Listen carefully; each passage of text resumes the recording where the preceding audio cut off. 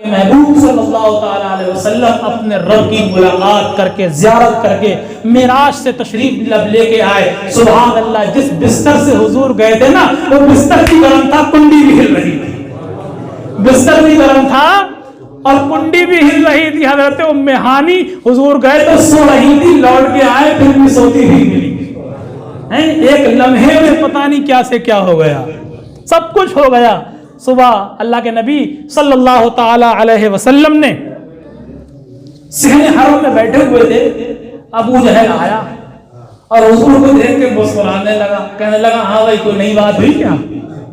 چھیڑتے تھے کافر مکے کے, کوئی نئی بات ہوئی؟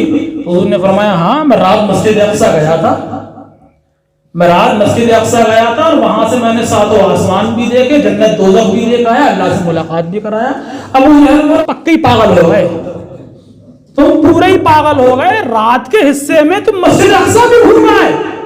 مسجد حرام سے لے کے مسجد اقصی تک کا سفر تو کئی مہینوں کی مسافت ہے. تم رات کے تھوڑے سے حصے میں مسجد اقصی بھی گھوم گیا, آسمان بھی گھوم گیا, جنت دوزخ بھی گھوم گیا, اللہ سے ملاقات کرا ہے. اس نے تمام کافروں کو اکٹھا کر لیا. میں نہ کہتا تھا کہ محمد پاگل ہو گئے, دیوانے ہو گئے, مجنون ہو گئے. دیکھو دیکھو کیسی پاگل والی باتیں کر رہے ہیں. رات میں مسجد اقصی بھی گھوم گیا ہے, آسمانوں میں بھی گھوم گیا ہے, جنت دوزخ بھی دیکھ گیا ہے, اپنے خدا سے ملاقات بھی کر آئے. ابو جہل بڑا خوش ہونے لگا. اب میں جتنے بھی لوگ محمد کے ساتھی بن چکے ہیں سب کو میں محمد سے سب سے پہلے جس سے ملاقات ہوئی وہ حضرت ابو بکر سے ملاقات ہوئی. حضرت ابو بکر سے کہنے لگا ابو جہل, ابو بکر اے ابو قحافہ کے بیٹے تم بڑے دیوانے بنتے تھے محمد بن عبداللہ کے, وہ دیکھو پاگل والی باتیں کر رہا ہے. ہم نے کہا تھا تم سے کہ وہ پاگل ہو چکا ہے. وہ کہہ رہا کہ میں رات کے حصے میں بیت المقدس بھی چلا گیا, جنت دوزخ بھی گھمایا, ساتوں آسمان کی بھی سیر کر لی, اللہ سے ملاقات بھی کرائے.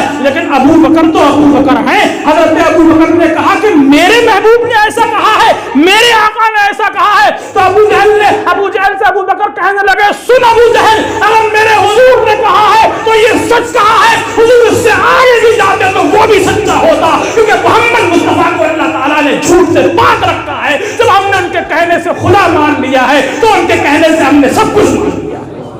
اس کا مقابلہ بھی حضرت ابو بکر سے ہو گیا. اچھا جب 3-4 کافر اکٹھے ہو کے آئے تو کہنے لگے تم بیت المقدس گئے تھے, ذرا یہ بتائیے کہ بیت المقدس میں کتنے پنکھے, وہ کتنے دروازے ہیں, کتنے دروازے ہیں, کتنے روشن دان ہیں, کتنی محرابیں ہیں, اور کتنی بڑی مسجد ہے, کتنے پلر لگے ہوئے ہیں. ایسی ایسی باتیں کرنے لگے حضور سے.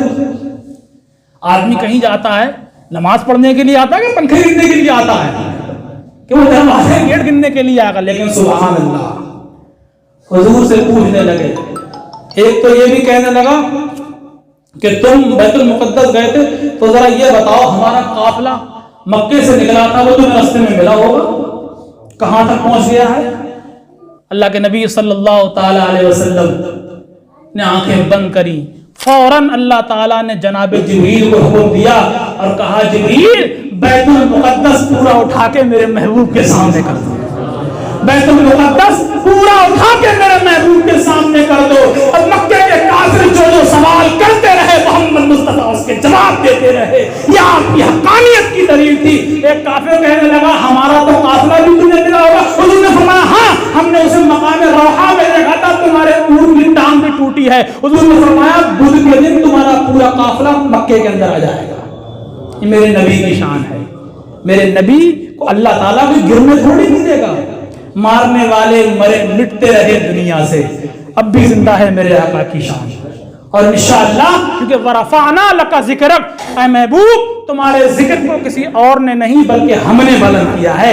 جہاں جہاں خدا کا ذکر ہوگا وہاں وہاں محمد مصطفیٰ کا ذکر ہوگا. جہاں جہاں خدا کی عبادت ہوگی وہاں وہاں طریقہ محمد مصطفیٰ کا ہوگا. خدا بھی محمد مصطفیٰ کے بغیر نہیں ملتا اور محمد بھی خدا کے بغیر نہیں مل سکتا. اللہ کریم کی بارگاہ میں دعا ہے کہ اللہ تعالی ہم سبوں کو اپنے محبوب مصطفیٰ جان رحمت کے نقش قدم پہ چلنے کی توفیق عطا فرمائے اور صحیح طریقے سے اپنا لوگوں کو مسلمان بن کے رہنے جینے کی توفیق عطا فرمائے.